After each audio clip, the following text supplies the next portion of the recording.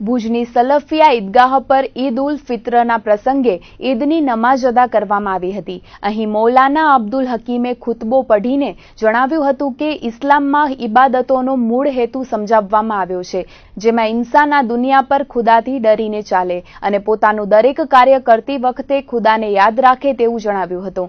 ઈદની નમાઝ બાદ એકત્ર કરવામાં આવેલા ફંડમાં કચ્છ જમાત, ઈદગાહ, ભુજ જમાત, મેડિકલ ફંડ વગેરેનો ફાળો ₹82,837 થયો હતો। આ ઈદગાહ પર મહિલાઓ પણ ઈદ નમાઝમાં મોટી સંખ્યામાં સામેલ થઈ હતી। તો ભુજ તાલુકાના ભારાપરમાં ઈદની ઉજવણી કરવામાં આવી હતી, જેમાં 800 લોકોએ નમાઝ અદા કરી હતી અને એકબીજાને ગળે મળીને ઈદ ઉલ ફિત્રની મુબારકબાદી આપી હતી। અહીં મૌલાના બરકત અલી મેમણે ખુતબો પઠાવ્યો હતો અને મૌલાના યુસુફ અકબરીએ તકરીર ફરમાવીને ભાઈચારો રાખવા શીખ આપી હતી।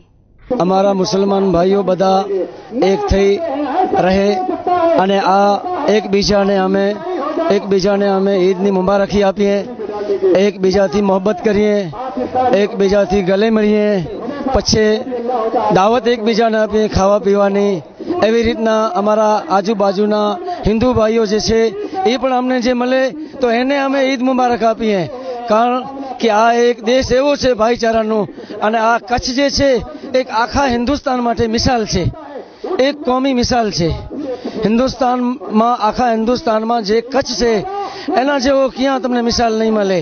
એટલા માટે અમે અમારા મુસલમાન ભાઈઓને ઈદ મુબારક તો આપીએ છીએ, સાથે સાથે અમારા હિન્દુ ભાઈઓને પણ આ ઈદ મુબારક આપીએ છીએ અને એનાથી પછી અમને મળે છે અમારા જે ભાઈબંધ દોસ્તારો હોય છે તેનાથી અમે ગલે મળીએ છીએ। તો એ અમારો મકસદ છે।